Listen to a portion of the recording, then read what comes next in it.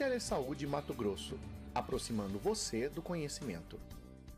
Uma boa tarde a todos. Sejam bem-vindos, então, a esse ciclo de palestras que vai acontecer durante a semana pelo Telesaúde.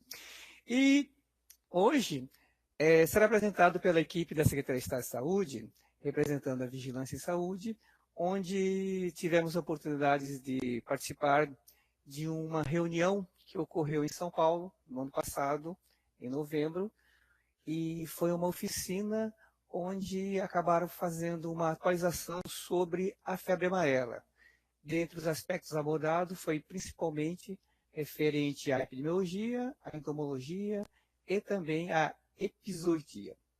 Bem, com isso, nós vamos estar mencionando essa minha parte, principalmente tentando esclarecer o porquê da febre amarela no Brasil. A pergunta que sempre as pessoas estão fazendo é: mas não tinha febre amarela, agora tem? Por que aconteceu isso? Então vamos recordar um pouco e, começando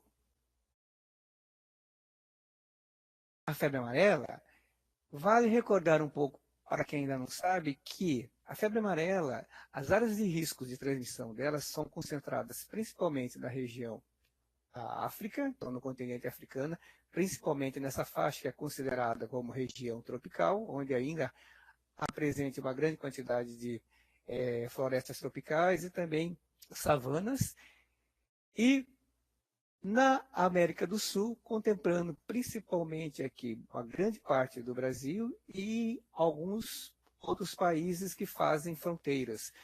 E percebam que grande parte delas também contemplam a floresta amazônica. Entretanto, outros tipos de biomas também são possíveis e também foi registrado casos de febre amarela e risco de transmissão. Essas outras figuras aqui, elas representam o continente africano e também o continente da América do Sul, mostrando essa linha preta onde ela se concentra, as áreas que houve o maior número de registros de casos humanos de febre amarela, onde dá para perceber que realmente o bioma ele acaba também contribuindo para todo o processo que vocês vão estar, quem ainda não teve contato, né, mas quem terá sobre os famosos ciclos, né, o famoso ciclo silvestre e o ciclo urbano, quando ocorre e por que ocorre, que será apresentado nas próximas apresentações. Chamo a atenção para vocês nessas figuras aqui, que principalmente no ano de 2015 e 2016, nós tivemos algumas epidemias, não só do Brasil, que ocorreu agora em 2016, 2017 e um pouco em 2015, mas também na África, foi registrado inicialmente em Angola e logo depois na República Democrática do Congo, um total de 965 casos confirmados.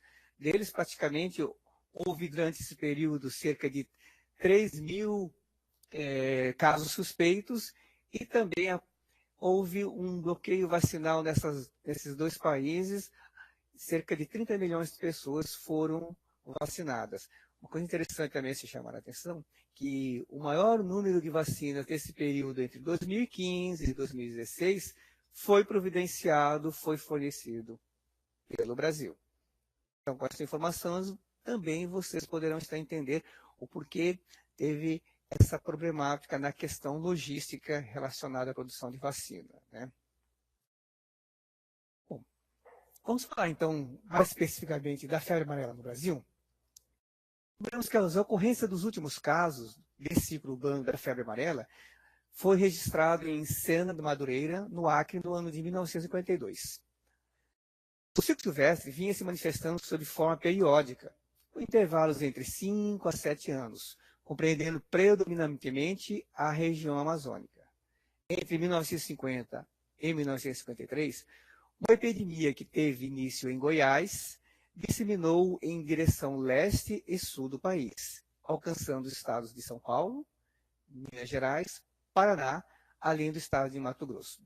Uma coisa que eu gostaria até de chamar a atenção é que essas apresentações, até as figuras que eu estou colocando aqui, elas referem-se principalmente a dois expertises, atuais na área, né? Um deles é o Alessandro Pêssego e o outro é o senhor Eduardo Raj Carmo.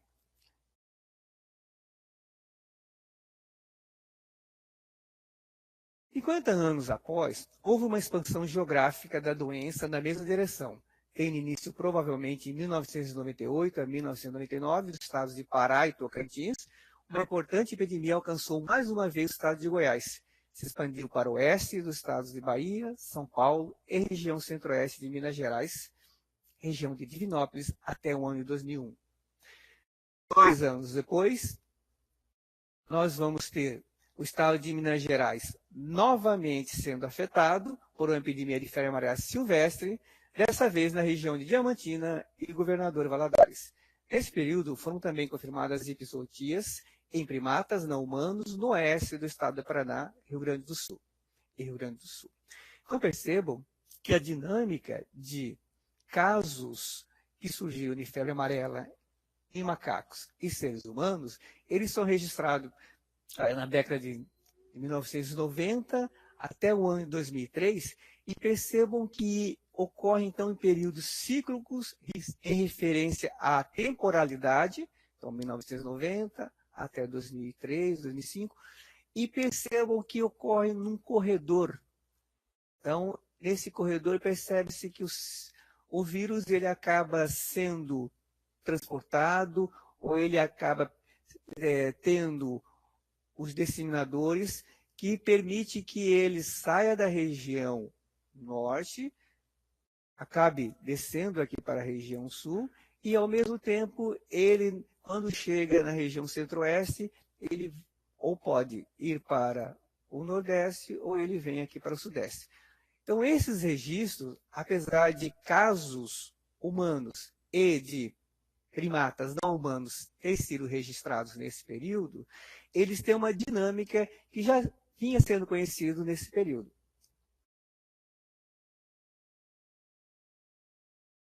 Entre 2007 e 2009, nós vamos perceber que teve um início, em 2007, uma nova emergência do ciclo silvestre, caracterizada por epidemia de epizootias, que se prolongou até 2009. Essa emergência foi a que alcançou a maior extensão geográfica, iniciando na região centro-oeste em Goiás, e mais uma vez disseminando em sentido leste e sul do país, alcançando um total de 9 estados. Então, nessa figura aqui, ela representa essa disseminação e o número de casos que foram registrados nesse período e aqueles que realmente foram confirmados como sendo casos humanos. Em verde aqui, ainda destaca a ocorrência de epizootias. Continuando aqui entre 2007 e 2009, além da ocorrência de casos humanos no estado da região norte e centro-oeste, foram atingidos os estados de Minas Gerais e São Paulo, que haviam sido afetados antes, e o estado do Paraná e Rio Grande do Sul, que até então somente apresentava epizootias. Ainda relacionado a essa mesma emergência, países vizinhos como Argentina e Paraguai também foram afetados. Neste último país, houve registro de casos humanos, na capital, caracterizado pela primeira vez, depois de décadas, um registro de febre amarela em grande centro urbano na região das Américas. Mostrando aqui um aumento, principalmente a região sul e a região sudeste, evidenciando o número de casos de primatas não humanos que foram encontrados mortos, então aqui epizootias em verde, e também locais onde ocorreram em azul aqui casos humanos, e em vermelho, onde foi confirmado o caso de primatas não humanos mortos com o vírus da febre amarela. Então percebam que principalmente aqui no Rio Grande do Sul, o maior número de primatas, eles foram não só coletados, mas também houve possibilidade de verificar que eles estavam realmente, acabaram morrendo devido à febre amarela. Esse gráfico, ele acaba mostrando uma série histórica de casos humanos que foram confirmados de febre amarela, evidencia também as taxas de letalidade entre o período de 1980 a 2015. Ele dá para se perceber, principalmente nesses três momentos aqui, entre 2001 a 2005, 2008 a 2011 e 2013 a 2015, ele mostra três momentos de emergências. Aqui são casos humanos confirmados e dá para verificar que por esta série histórica, praticamente em 30 anos, o número de casos confirmados foi de 789, né? Uma taxa de letalidade que varia, mas em torno mais ou menos de cerca também de 40% da letalidade. O que evidencia realmente esses picos de casos humanos, eles refletem nessa periodicidade que nós estamos mencionando desde o início dessa apresentação. Aqui é uma série histórica em primatas não humanos, casos humanos, de febre amarela silvestre, entre 1999 e 2016. Então, aqui nós pegamos um gráfico onde estamos restringindo um período menor de tempo, onde o autor aqui, que é o Alessandro Pêssego, ele quis demonstrar esses processos de emergências e reemergências do ciclo viral na população de primatas não humano e com a possibilidade dos humanos em contato, principalmente nessas áreas silvestres, de serem picados pelo vetor e contraírem a doença. Então, em verde, nós temos as ocorrências de ipsotias, né, em primatas não humanos, e aqui os casos humanos que foram confirmados nesses períodos de 99 a 2016. Nesse gráfico, ele já representa somente o ano de 2015 e 2016. Então, praticamente seria este último surto, ou até mesmo podemos considerar uma última epidemia de febre amarela no Brasil, onde ele demonstra que a quantidade de casos humanos que foram registrados e também esses episodias por semana epidemiológica, também com o início de sintomas. Então, dá para perceber que entre os meses de dezembro até completar um ano, você percebe que, principalmente nos meses chuvosos, há uma maior ocorrência não só de epizootias, como também dos casos confirmados, o que demonstra como que ocorre até o processo de monitoramento da febre amarela, que eles acabam principalmente pegando a partir de julho de um determinado ano e fazendo monitoramento até o julho do ano seguinte.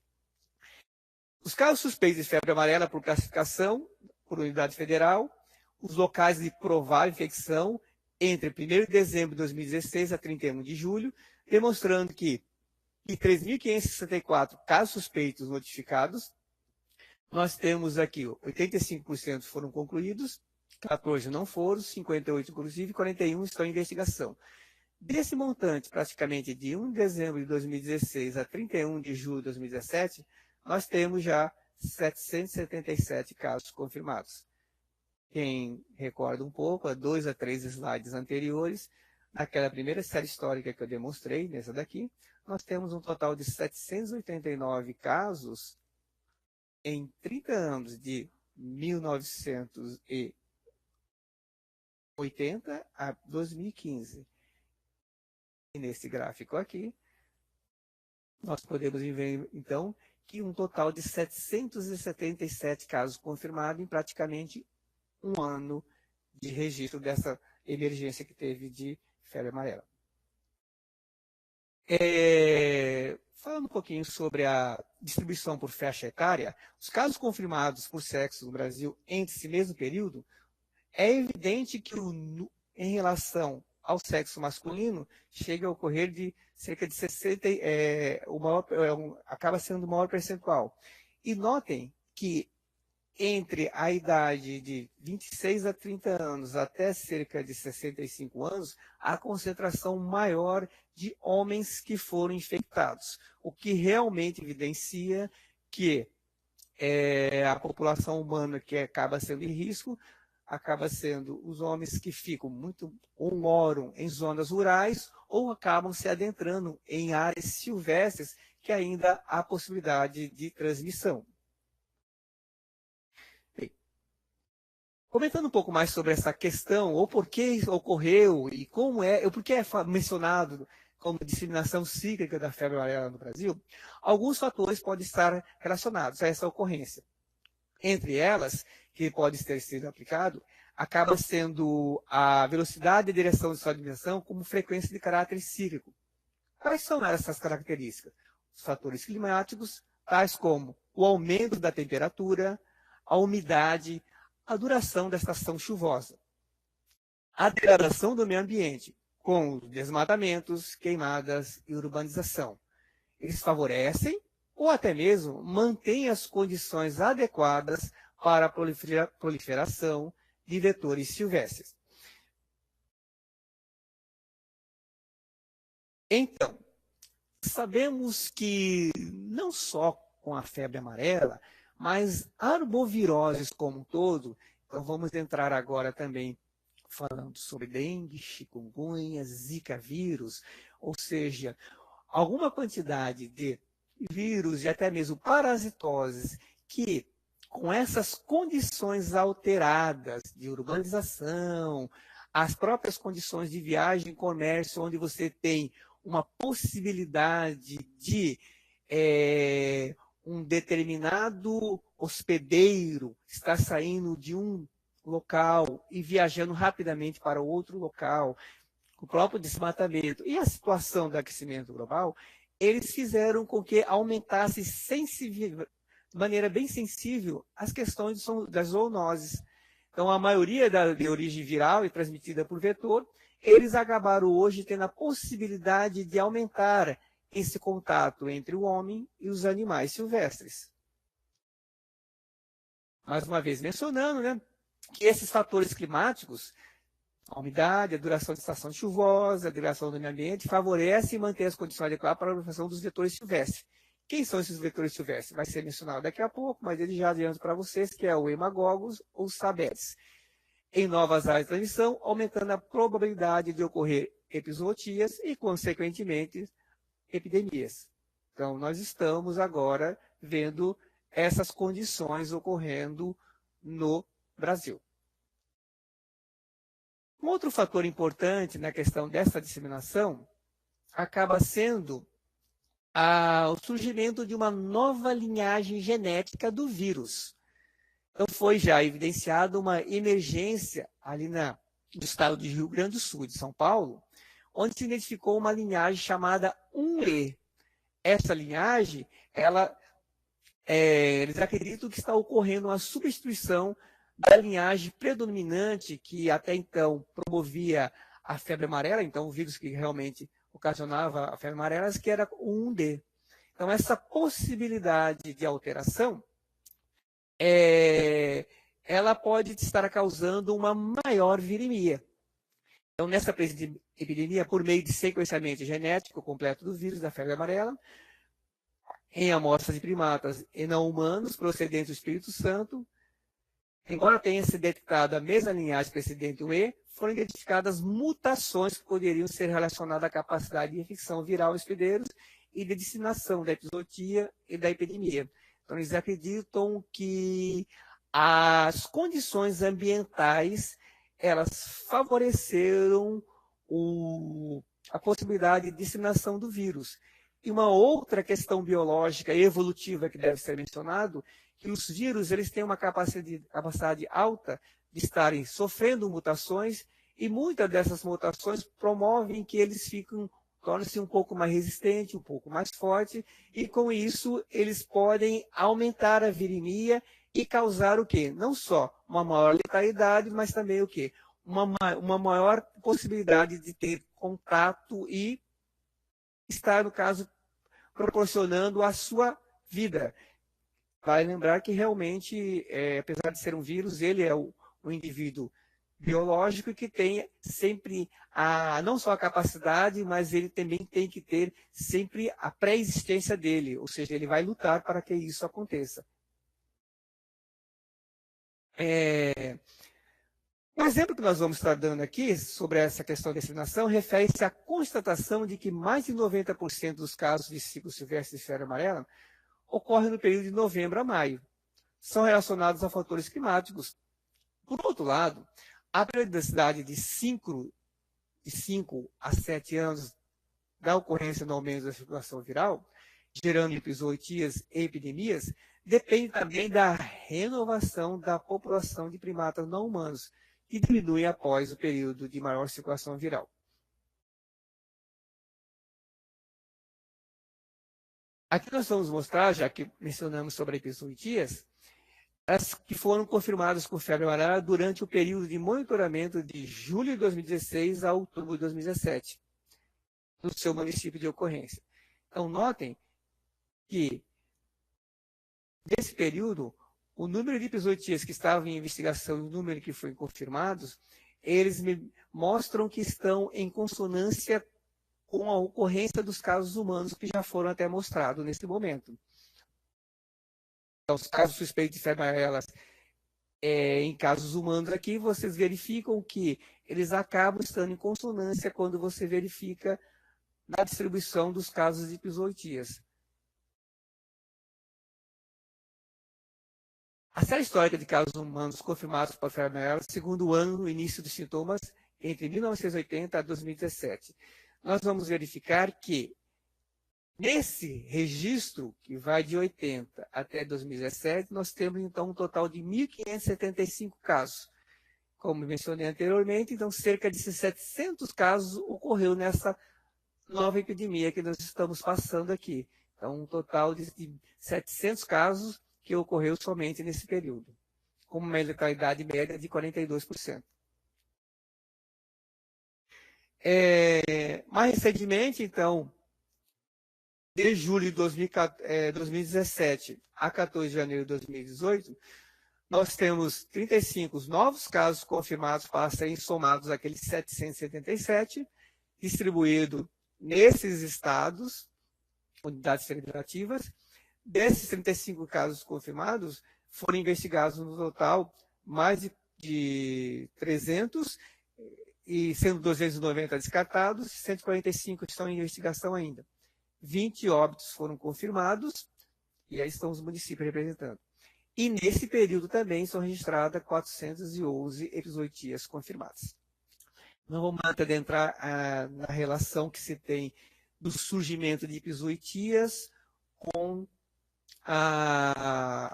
epizootias que são confirmadas e até mesmo seria a ocorrência dos primatas não humanos mortos, com a forma de alerta que se tem que o vírus da febre amarela está circulando na região. Bem, o elemento fundamental para explicar ou condicionar a ocorrência de epidemias se constitui na presença de população humana suscetível nos locais de circulação viral, seja decorrente da ausência de circulação viral prévia, seja em especial decorrente da ausência de vacinação anterior nesses locais. Quando se menciona, então, população humana suscetível, acaba sendo aquelas pessoas que não tiveram a oportunidade de se vacinarem.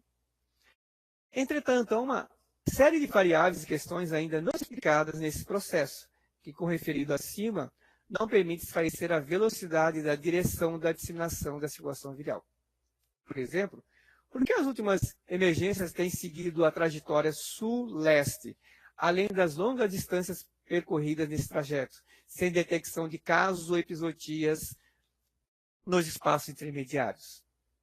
Em algumas situações, barreiras geográficas, ou seja, ausência de vegetação de mata, ou cerrado, ou de cursos de rios com matas ciliares, por exemplo, dificultariam a continuidade da circulação viral em primatas não humanos, ou vetores entre essas áreas distantes. As hipóteses que o transporte ilegal de primatas, então aqui nós estamos só falando do tráfico de animais, ou mesmo de trânsito de pessoas infectadas, poderia exercer um papel importante nessa disseminação. Mas essas hipóteses ainda merecem melhores evidências, ou seja, merecem melhores pesquisas. Então, fazendo aqui agora uma sumarização, então um resumo. A ocorrência irregular da febre amarela,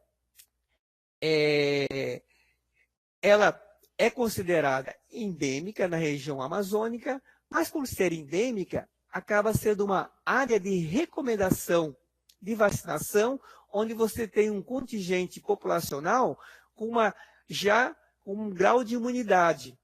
Entretanto, em áreas onde você tem consideradas epizooticas ou epidêmicas por situação de reemergência, como a região sul, sudeste, principalmente agora, e nordeste, você tem situações onde a própria vacinação ela acaba sendo agora mais frequente ser recomendada pelo Ministério da Saúde. A expansão nas áreas de ocorrência, como mencionei, sentido nordeste, sudeste e sul, acaba sendo veemente estudada e ela é comprovada.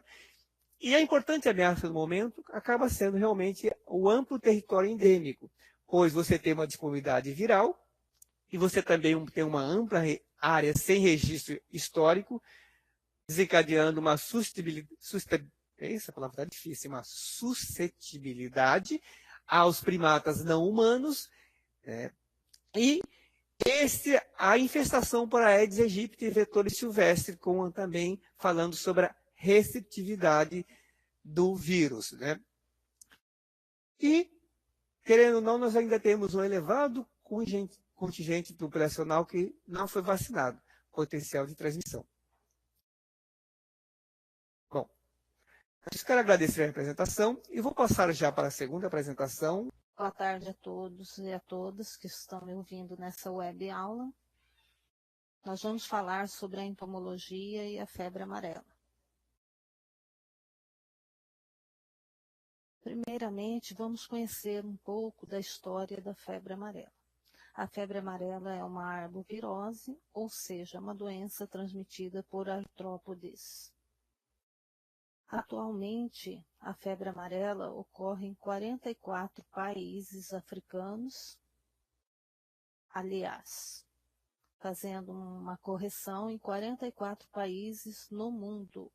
33 desses países estão localizados no continente africano e 11 desses países nas Américas, dentre eles o Brasil. A primeira ocorrência de febre amarela no Brasil foi no século XVII, na cidade do Recife. No século XIX também houve uma epidemia de grande impacto de febre amarela no Rio de Janeiro. Vale lembrar que tudo indica que o vírus amarílico, que ocasiona a febre amarela, ele surgiu há mais ou menos 1.500 anos atrás no continente africano e foi introduzido nas Américas durante o comércio dos escravos. Daí em comum as epidemias ocorrerem sempre em locais portuários. Já na primeira década do século XX, foi confirmado por Red as pesquisas que já haviam vindo sendo feitas de que essa doença é transmitida por mosquitos. Vamos para o século XX, ainda na década de 30, também foi evidenciado a ocorrência de um ciclo silvestre de febre amarela. No final da década de 30, começa a ser produzida a vacina para a imunização dos seres humanos contra essa doença. Graças às campanhas de vacina e também a medidas sanitárias adotadas na época para a erradicação do Aedes aegypti, o vetor da febre amarela urbana, esse ciclo urbano de febre amarela foi erradicado em 1942. No Brasil, a doença é muito comum no norte e centro-oeste. Daí, os estados dessas regiões serem áreas com recomendações de vacina. Mato Grosso é a área endêmica para a febre amarela e, portanto, estado com recomendação de vacina, apesar dos últimos casos em humanos terem ocorrido nos anos de 2008 e 2009. Com relação ao ciclo de transmissão da febre amarela, nós temos duas formas ou dois ciclos. O ciclo silvestre, em que envolve os primatas não humanos, que são os macacos, vetores silvestres do gênero Hemagogos e Sabetes, e o homem. Os vetores silvestres, eles têm preferência em se alimentar de sangue de primatas não humanos. E quando infectados, vão transmitir a doença a esses primatas não humanos. Porém, quando o homem adentra na floresta para realizar alguma atividade, seja de lazer ou seja trabalho, ele pode se tornar um hospedeiro acidental da doença ao ser picado pela fêmea dos mosquitos silvestres de gêneros Hemagogos e Sabetes. O ciclo urbano da febre amarela, como é que ele ocorre? Quando uma pessoa que foi contaminada no ciclo silvestre pela febre amarela silvestre se desloca para a cidade e o vetor Aedes aegypti, que é o vetor urbano da febre amarela, se alimenta do sangue dessa pessoa e pica pessoas não imunizadas sadias. Vale lembrar que nós não temos atualmente casos de febre amarela urbana. A febre amarela urbana, como eu já comentei, ela foi erradicada em 1942.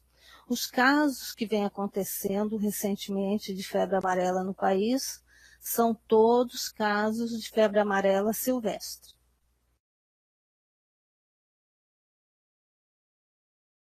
Dentro da biologia, os vetores da febre amarela que pertencem ao reino animal, eles estão classificados no filo Artrópoda, na classe Insecta, pertencem à família Culicidae, que é aquela família em que os insetos têm um ciclo de desenvolvimento aquático e outro ciclo terrestre.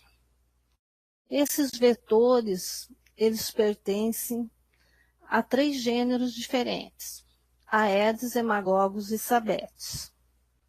Entre as espécies que são vetores primários e secundários da febre amarela, nós temos o Aedes aegypti, que é o vetor da febre amarela urbana, temos o Hemagogos jantinomes, que é o principal vetor primário da febre amarela, temos Hemagogos leucocelenos, que é vetor secundário da febre amarela, aliás, vetor primário, e Sabetes chloropteros, que é o vetor secundário da febre amarela.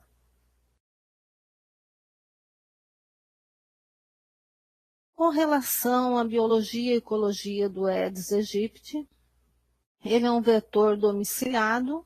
Isso significa que ele está presente dentro das nossas residências ou nos nossos quintais. Esse vetor ele é extremamente antropofílico. Isso significa que ele tem preferência em se alimentar do sangue humano. Lembrando ainda que dentre os insetos que transmitem doenças, são sempre as fêmeas que se alimentam de sangue, ou seja, são hematofágicas. Esses vetores têm hábito diurnos, eles desenvolvem suas atividades, seja de cópula, de busca por alimentação e de postura, sempre durante o dia. Quanto ao ciclo de vida do vetor Aedes aegypti, ele é holometabólico. É um ciclo que envolve 4 estágios. A partir da postura do ovo, esse ovo, ao entrar em contato com a água, ele eclode, ocorre em 4 estágios larvais. Essa larva ela se transforma em pupa. Na pupa ocorre a metamorfose, ou seja, a formação do corpo do inseto adulto. Essa pulpa se rompe e o inseto nasce. Esse ciclo de vida, ele tem um período variado, de acordo com as condições do criador. Se o criador apresentar condições favoráveis de alimentação, de densidade larvária e de temperatura, esse ciclo dura em torno de 7 a 10 dias. Lembrando também que os ovos de Aedes aegypti, eles são resistentes à dessecação, ou seja, eles ficam viáveis no ambiente por mais de 1 ano e ao entrar em contato com a água podem eclodir, dando origem ao mosquito. O Aedes aegypti, ele tem preferência por criadouros artificiais que contenham água limpa e que estejam em locais sombreados. Porém, na falta desses criadouros, eles vão buscar outros locais, que podem ser criadouros mesmo com água poluída. Como o Aedes aegypti é capaz de transmitir mais de 50 vírus, é muito importante nós estarmos reforçando junto à comunidade para que eliminem todos os potenciais criadouros de Aedes aegypti das suas residências, contribuindo assim com o combate do mosquito, evitando várias doenças. Com relação à febre amarela silvestre, os vetores silvestres, nós temos do gênero Hemagogos, os antinomes e leucolecenos, que são os vetores primários. Esses insetos, eles têm um corpo recoberto por escamas e possuem um colorido variado, que vão de um azul, violeta, brilhoso. O leucolecenos, ele já tem uma coloração escura e escamas brancas brilhosas.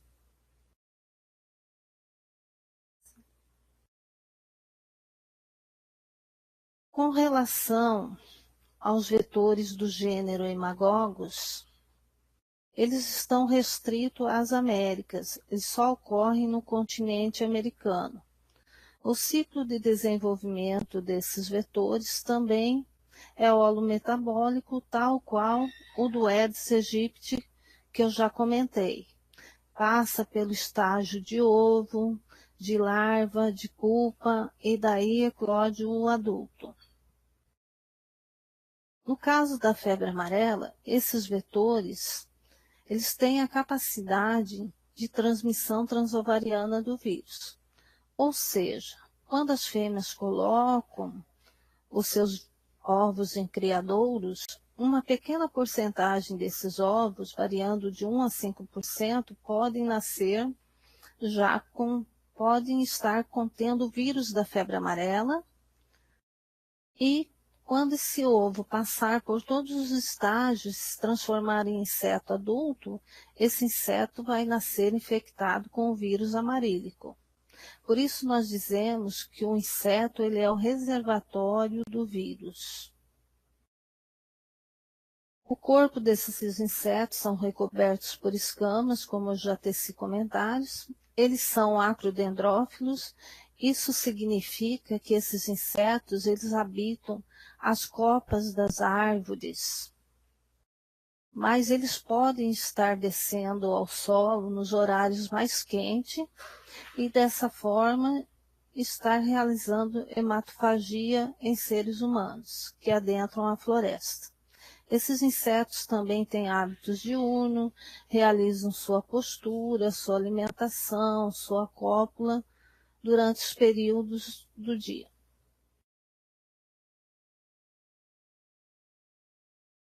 O que difere são os criadouros dos insetos silvestres. Eles têm preferência por criadouros localizados no ambiente silvestre, principalmente buracos ou ocos em árvores a grandes altitudes. Mas eles também podem colocar os seus ovos em internódios de bambus, em bromélias, em cascas de frutas, isso com menos frequência. Os ovos desses insetos silvestres, no caso dos hemagogos, eles também são resistentes à dessecação, não tanto quanto os do Aedes aegypti. Os ovos dos hemagogos, geralmente, eles resistem a uns 150 dias à dessecação.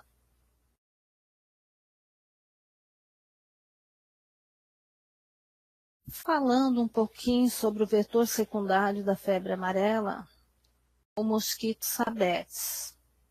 São mosquitos que eles apresentam uma coloração violácea, também tem o corpo recoberto por escamas.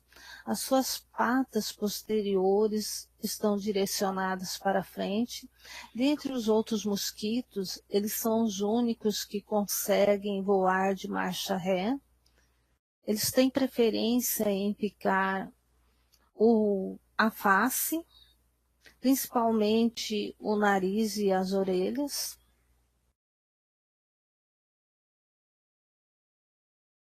Quanto à sua distribuição, no Brasil eles se encontram mais na região sul, sudeste e centro-oeste. Os hemagogos, eles têm preferência em picar sangue de primatas. Já os sabetes, eles são mais ecléticos. Eles se alimentam de sangue de primatas, mas de qualquer outro vertebrado que aparecer. Eles não têm uma preferência pelo primata como os hemagogos. Os seus ovos não são tão resistentes à dessecação. Na verdade, eles preferem depositar os ovos naqueles criadouros que têm um orifício pequeno, ou seja, um oco de árvore com um orifício de entrada bem pequeno, que assim eles lançam os ovos lá dentro. Quando ocorre a chuva, esse buraco fica cheio de água, esse oco de árvore, e como o orifício que dá acesso à parte externa desse criadouro é pequena, a água fica retida ali dentro e não evapora com muita rapidez, viabilizando que esses ovos venham a eclodir. A acrodendrofilia deles é acentuada, ou seja, eles habitam a copa das árvores, mas eles estão muito mais presentes também no solo do que os insetos do gênero Hemagogos. Vamos falar um pouquinho sobre a importância da entomologia para a febre amarela e também para outras arboviroses. A entomologia é muito importante porque é através de levantamentos e monitoramentos entomológicos que são realizados que nós conseguimos observar os artrópodes que transmitem doenças aos seres humanos e outros animais e verificar qual a relação desses artrópodes com o meio ambiente, a influência que eles sofrem de temperatura, de umidade. E através dessas observações, ver se está ocorrendo perfil na mudança de transmissão das doenças. A entomologia ela nos fornece ferramentas, entre as quais nós podemos estar atribuindo causa a eventos suspeitos de arboviroses por vínculo epidemiológico. Por exemplo, se está ocorrendo uma epizootia e não é possível coletar amostras em tempo hábil do animal que morreu, pode-se lançar mão de fazer um levantamento entomológico para verificar se existe vírus presentes nos insetos coletados, vetores daquela doença. Nós também podemos, através dos monitoramentos, estar identificando a sazonalidade de algumas arboviroses. Ou seja, eu posso estar verificando em que época do ano aquelas arboviroses ocorrem, através das observações entomológicas. Todas essas informações são importantes para a gente estar diminuindo o risco de adoecimento da população.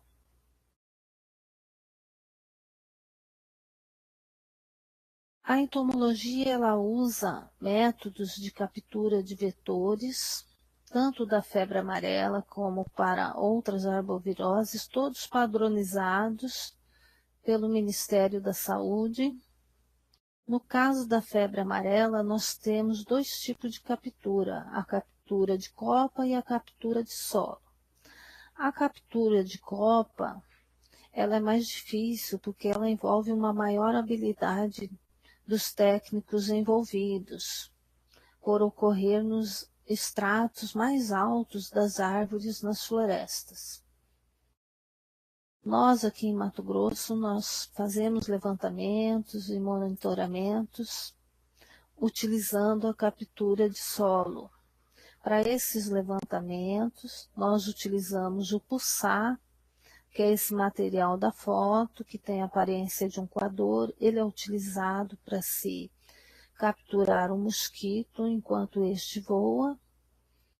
E o capturador, que é aquele instrumento que nós usamos para retirar o mosquito de dentro do pulsar e colocar num copo entomológico ou outro recipiente adequado.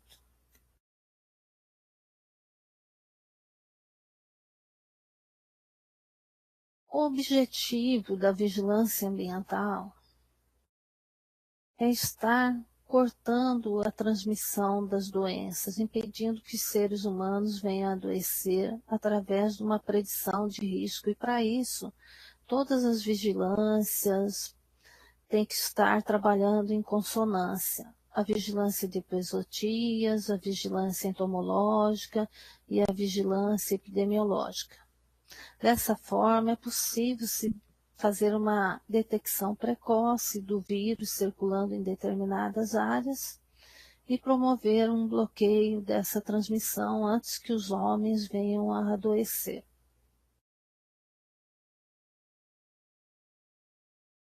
Obrigado pela atenção. Boa tarde, colegas.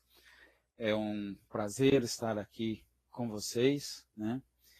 E até agora vocês tiveram aulas, né, com professores, né?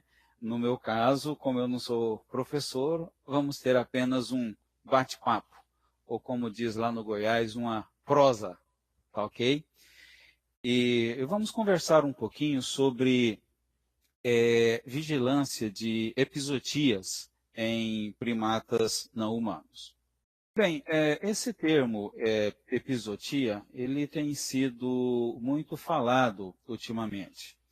E muita gente tem dúvida, né, sobre o real significado desse termo.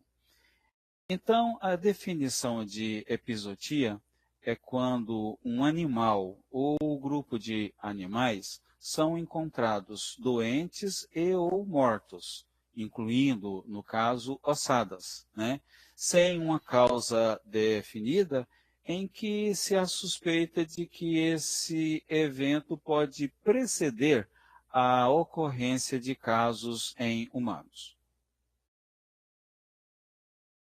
Então, a vigilância de epizootias em primatas não humanos tem como objetivos, primeiro, geral, prevenir a ocorrência de casos humanos de febre amarela. E objetivos específicos são detectar precocemente a circulação do vírus da febre amarela, ainda no ciclo enzootico, ou seja, entre vetores e macacos, né? E com isso, ao detectar precocemente a circulação desse vírus, né, desencadear de forma oportuna as medidas de prevenção e controle da febre amarela, visando, né, evitar casos humanos, né, e surtos de febre amarela. E é importante agora a gente conversar um pouquinho sobre alguns conceitos e definições que são importantes, né, para a gente posteriormente discorrer sobre o processo de investigação, né, de epizootias. Primeiro, o que vem a ser um caso suspeito de epizootias de primatas não humanos? Então, é quando um primata não humano, ou seja, um macaco de qualquer espécie, é encontrado morto, incluindo ossadas, ou doente em qualquer lugar do território nacional. Então, macaco morto ou doente, em qualquer lugar do território nacional, vem a ser um caso suspeito de epizootias. E todo caso suspeito, né, de epizootias em primatas não humanos, né, tem que ser notificado e investigado. E, com base, né, no resultado desse trabalho de investigação, essas epizootias podem ser classificadas, né, em morte de macaco, epizootia de primata em investigação, epizootia confirmada para a febre amarela e epizootia descartada para a febre amarela. Vamos conversar um pouquinho, né, sobre cada um dessas classificações. Eu classifico de morte de macaco, né, quando, após a investigação, né, do adoecimento ou morte do macaco, né, quando eu não consigo coleta de amostras, né, para diagnóstico laboratorial, e quando eu não conseguir reunir nenhuma amostra, né, direta ou indireta, para a investigação da causa. Ou seja, quando eu não consigo determinar, né, a causa do adoecimento e morte desse macaco, né, adoecimento e posterior morte desse macaco, eu classifico apenas como esse evento como morte de macaco. O resultado, né, da minha investigação será apenas isso, morte, né, de macaco. Um outro resultado, né, que eu posso ter é epizootia de primata em investigação. Ou seja, quando eu tenho a morte, né, do macaco, né, constatado através da investigação, eu consigo coleta de amostras, seja do macaco que foi objeto dessa minha notificação, ou então amostras secundárias, né, quando eu não consigo a amostra daquele animal que foi o objeto de notificação, mas eu consigo colher amostras, né, de primatas na área contactantes com o animal morto. E às vezes também a equipe de entomologia consegue reunir amostras, né, de vetores, né, para pesquisa de vírus, ou às vezes também quando eu tenho informações de que existem pessoas internadas com suspeita de febre amarela e que está até aguardando resultado de laboratório para confirmação ou exclusão do diagnóstico. Então, enfim, quando diante de todas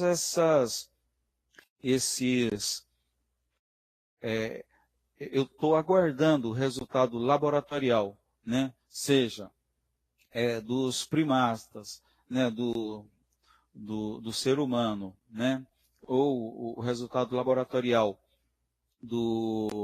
da minha coleta de vetor para pesquisa de vírus, enquanto eu aguardo os resultados do laboratório, eu classifico essa epizootia como em investigação.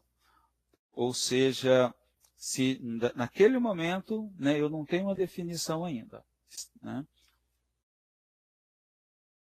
Bem, e eu tenho uma epizootia confirmada para a febre amarela, né, quando, em duas situações. Por laboratório, quando o resultado, né, da amostra que eu colhi, do primata, né, chega com resultado conclusivo para a febre amarela, né?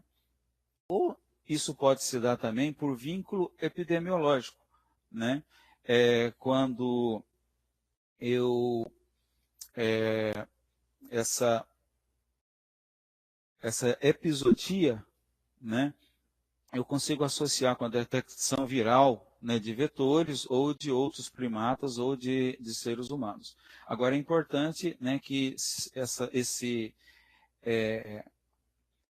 diagnóstico, né, confirmado com a febre amarela por vínculo epidemiológico, né, seja bem avaliado caso a caso, né, e sempre considerados o tempo e a área, né, de detecção. Isso tem que ser bastante avaliado pela equipe técnica. E a outra hipótese é a epizootia descartada para a febre amarela, ou seja, quando chega o resultado do laboratório, né, e negativo, né, então está descartado febre amarela para esse evento de morte de macaco. Essa aqui é a ficha de notificação e investigação, né, que vocês bem conhecem, e é importante, né, que ela seja devidamente preenchida, né, e que todos os dados relevantes sejam nela colocados. Todos os campos, né, sejam devidamente preenchidos. Bem,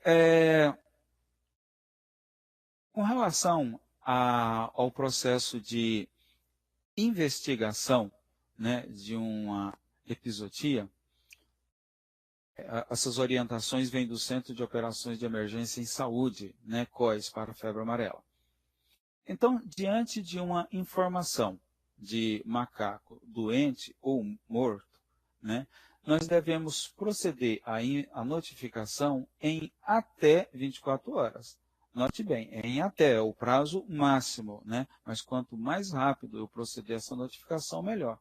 E a investigação oportuna, né, em até 48 horas, mas quanto mais rápido eu der início a essa investigação e concluir essa investigação, melhor. E essa investigação ela deve seguir os seguintes passos. Primeiro, ao chegar na localidade, muitas vezes quando é uma localidade urbana, um parque urbano, né, eu consigo chegar lá mais rápido, consigo iniciar o processo de investigação com maior rapidez do que quando é uma área de mata em que a equipe tem que se deslocar uma distância maior.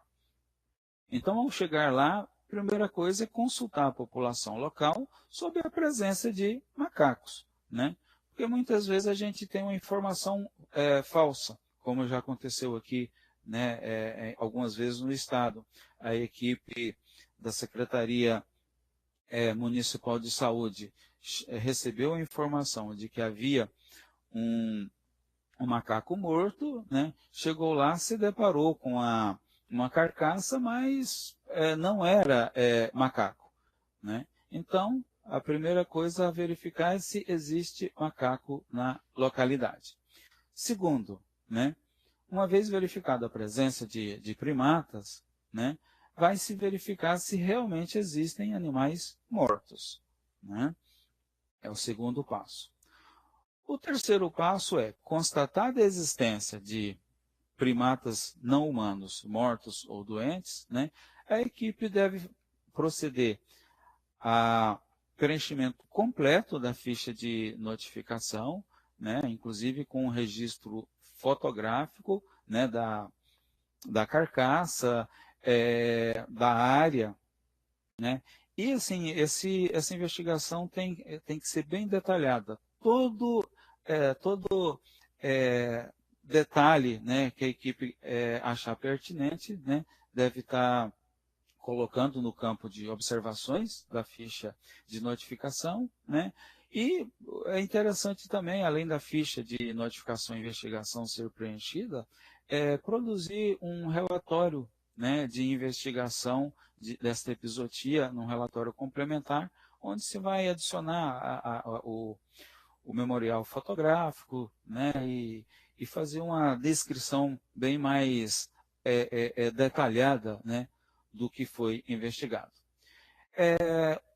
Outro fato importante também, né, é marcar bem a localização geográfica, né, onde foi encontrado, né, o animal ou animais mortos. Né. Se não tiver um aparelho de GPS, deve-se procurar, né, um ponto de referência importante. Se for uma zona de mata, procurar um morro, se for a zona rural, né, procurar uma estrada vicinal, o nome de uma propriedade rural. Né.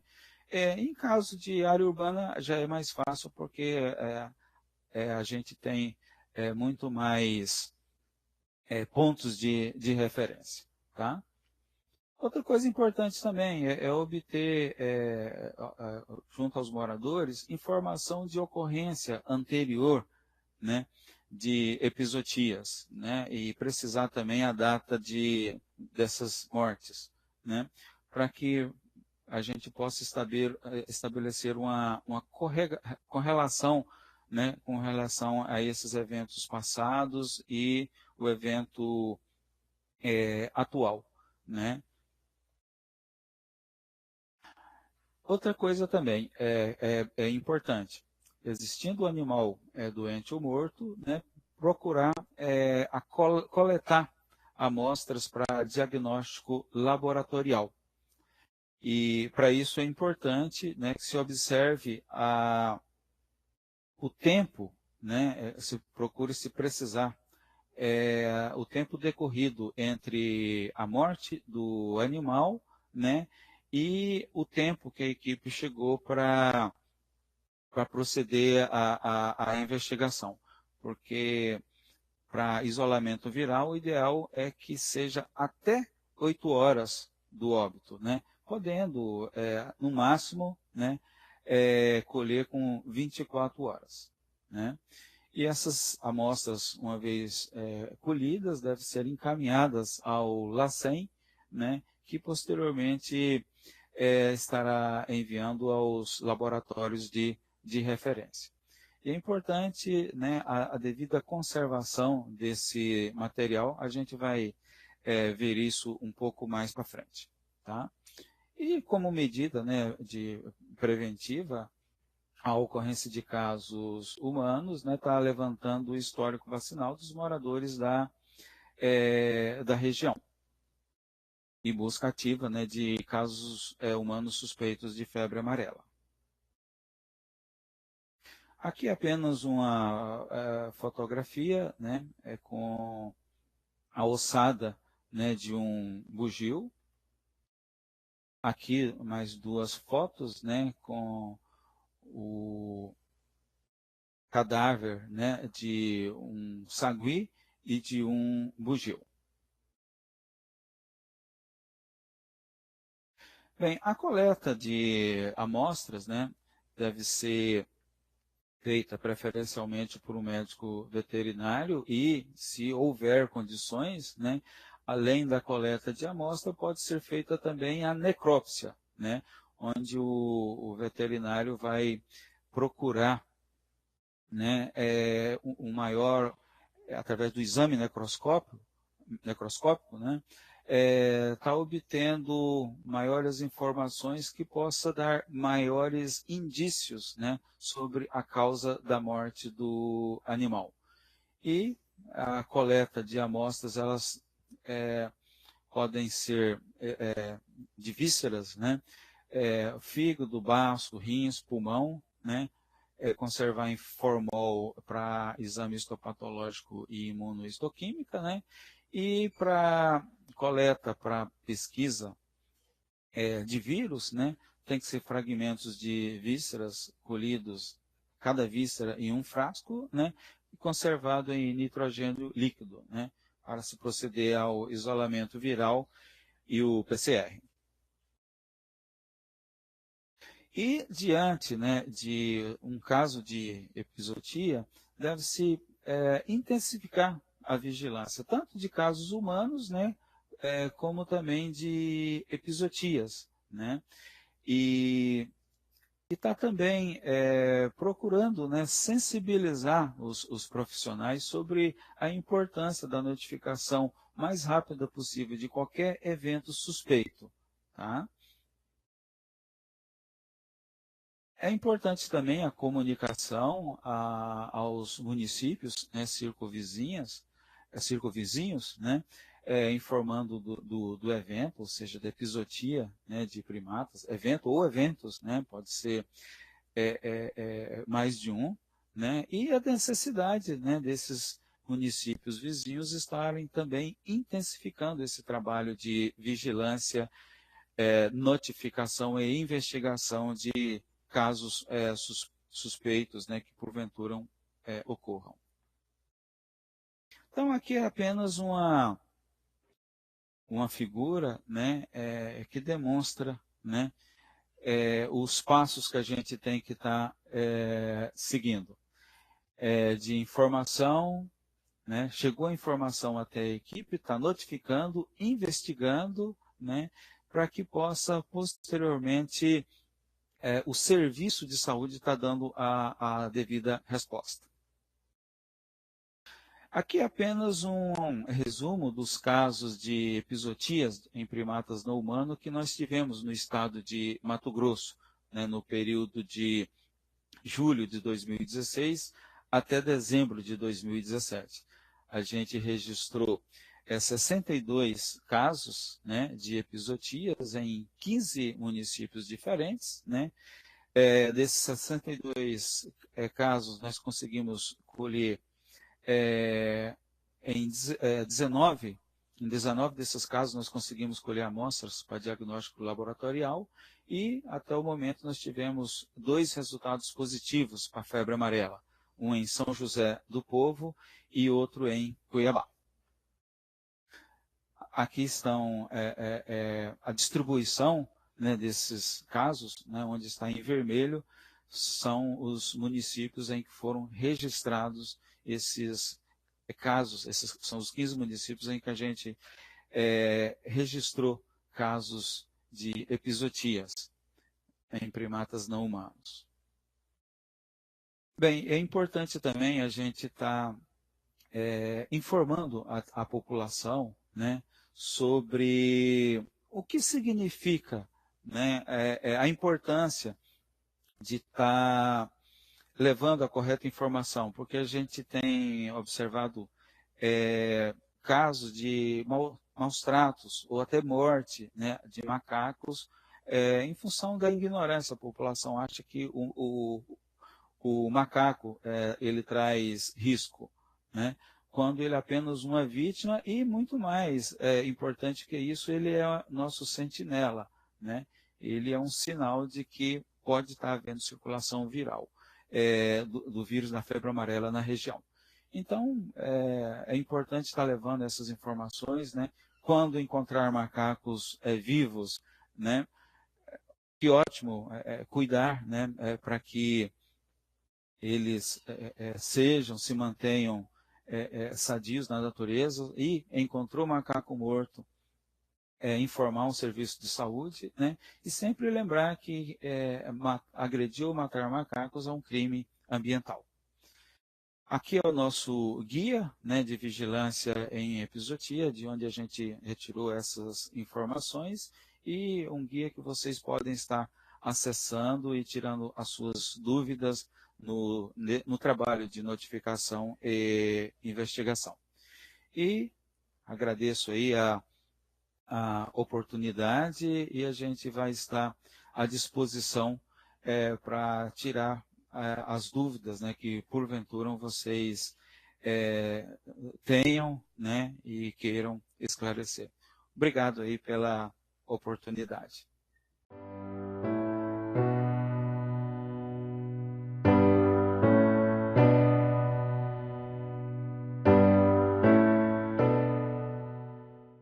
A primeira questão, ela foi encaminhada pela Márcia Veloso, e ela diz o seguinte: quer dizer que se aparecer um PNH morto em uma determinada região e não der para coletar a amostra, devemos realizar um levantamento entomológico nesta região? Sim.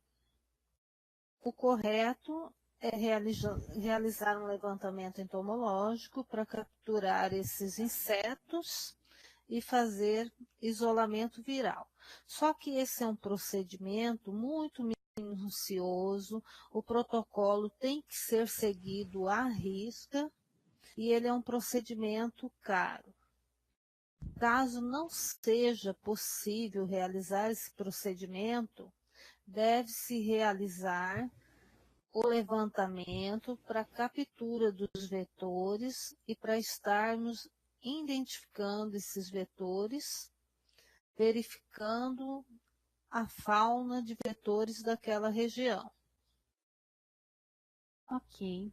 Bom, a Márcia encaminhou uma segunda questão que diz o seguinte: qual protocolo o Estado de Mato Grosso está seguindo atualmente em relação à entomologia? Após a oficina que ocorreu em novembro em Cabreúva, foi disponibilizado para os participantes um guia, que é este aqui, tá? O guia de vigilância de epizootias em primatas não humanos, inclusive ele consta nas referências aqui da minha apresentação. O protocolo está descrito aqui nesse guia, tanto para isolamento viral quanto para o levantamento. E existe também aqui no anexo a ficha de captura de vetores de febre amarela. Esse guia está disponível na internet e qualquer um pode baixar. Já que, nesse caso, a Márcia ela complementa dizendo o seguinte: então não seria interessante fazer uma capacitação para realizar os levantamentos entomológicos? Já existe um projeto. Esse projeto foi confeccionado por mim, por Varley, Giovana e outros membros da equipe da Vigilância Ambiental e da Entomologia. Nós estamos em processo de remeter esse projeto para a escola. As capacitações vão ocorrer, porém nós vamos estar priorizando aqueles escritórios onde ocorreram notificações de epizootias. No caso, o escritório de Rondonópolis, ele será contemplado, ele com os seus municípios de abrangência. Ok, Jaqueline, acredito que essa resposta ela abrange também a questão do Luiz Carlos, que havia solicitado exatamente isso, né? Falando a respeito da falta de capacitação, de treinamento aos municípios. A nossa próxima questão... Só um adendo aqui à pergunta do Luiz Carlos. Eu não estou lembrada de que escritório ou município é o Luiz Carlos. Por favor, Luiz Carlos, você pode escrever para a gente no bate-papo? Sinop. Luiz Carlos, os demais escritórios que quiserem capacitação, eles têm que estar enviando um documento à coordenação solicitando a capacitação. E aí nós vamos tentar encaixar na nossa programação. Ok. As questões seguintes, acredito que sejam feitas, né? Foram direcionadas enquanto a apresentação estava sendo feita do Varley. Só um minutinho. Nós temos, então, uma questão encaminhada pela Elinalda, e ela pergunta o seguinte: qual o fluxo para encaminhamento da amostra para confirmação da febre amarela em macacos? Boa tarde, colegas. A pergunta foi da Elinalda, Elinalda, né? Isso. Obrigado. Boa tarde, Elinalda. Obrigado aí pela sua pergunta, tá? Bem, o fluxo é o seguinte: uma vez colhida, né, a amostra ou amostras, né, tem que se acessar ao GAL, né? Tem que mandar junto, né, uma cópia da ficha de notificação e investigação, né, e encaminhar para o LACEN, né, e o LACEN irá posteriormente estar encaminhando essas amostras, né, para o laboratório de referência, né? É importante atentar, né, para a devida conservação, né? A gente encaminhou para os escritórios que repassaram para os municípios informações detalhadas, né, sobre a coleta, o acondicionamento e a conservação dessas amostras, né? Algumas são conservadas em nitrogênio líquido, né? Outras são conservadas com formol. Então, é importante estar observando, né, corretamente, né, todos os detalhes, né, de acondicionamento e encaminhamento dessas amostras, né, para que não haja nenhum comprometimento dessas amostras, né, para a realização dos exames. Ok. E ela ainda questiona, vale o seguinte, e quando o município não tem condições de realizar a coleta da amostra do animal, qual seria a referência para este procedimento? Olha, Elinalda, infelizmente, né, a gente sabe que muitos municípios, eu diria até a maioria dos municípios, né, carecem das condições para a coleta desse tipo de material.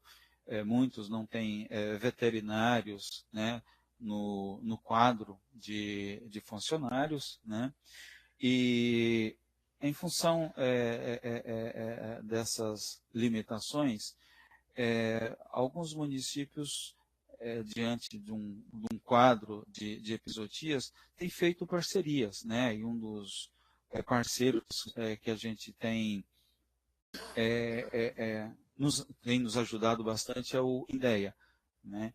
Então, em vários momentos, vários municípios, diante de uma investigação de epizootias em primatas não humanos, né, solicitou essa parceria do INDEA, o veterinário do INDEA acompanhou, porque como o INDEA também monitora a circulação do vírus da raiva, né, em várias regiões do estado, principalmente em alguns municípios onde se registra casos de raiva em herbívoros, né?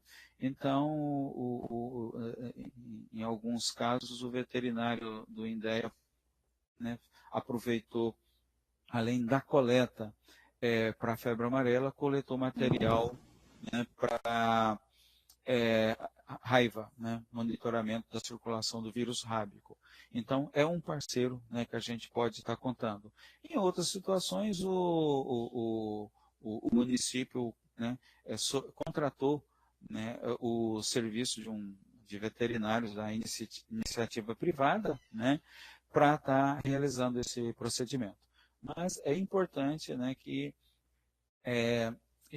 essa coleta de amostra, né, seja feita por um veterinário, até porque algumas condições de biossegurança têm que ser observadas, né, e muitas vezes, como eu coloquei na questão por oportunidade da aula, né, é importante estar, muitas vezes, fazendo também a necrópsia do animal, né, que a necrópsia auxilia na elucidação da provável causa da morte. Ok, então continuando, Varley, a Bárbara encaminhou a seguinte questão. Ela gostaria de saber se o ICMBio está distribuindo esses cartazes que você mostrou ao longo da sua apresentação. Boa tarde, Bárbara. Obrigado aí pela pergunta. Olha, Bárbara, eu vou estar verificando, né, essa questão da distribuição desses cartazes e, posteriormente, a gente entra em contato com você e com os demais escritórios regionais para a gente pode está podendo, né, até verificar a possibilidade de estar distribuindo esse material educativo, né, para os escritórios regionais. Ok. Ione gostaria de saber, então, ela diz o seguinte, na verdade, ele diz o seguinte: dos 15 municípios que registraram epizotias, 3 foram de colíder. Precisamos ainda solicitar capacitação ou já estamos contemplados? Talvez eu não tenha me feito entender bem. Como eu disse, existe um projeto de capacitação e as regionais, onde os municípios tiveram epizotias, serão contemplados. É claro que vocês devem entender que a equipe da entomologia no nível central está reduzida e esse é um ano político, então nós estaremos atendendo de acordo com a prioridade e com a nossa capacidade. Então, as regionais que tiveram municípios que registraram epizotias não precisam estar encaminhando o documento para estar solicitando uma capacitação. Nós vamos estar ministrando, mas, como eu falei, de acordo com a nossa capacidade técnica. Então a gente vai estar encerrando hoje. Agradeço a todos, espero vocês amanhã aqui para que a gente possa dar continuidade a aspectos clínicos e imunização e também aspectos laboratoriais da febre amarela, ok?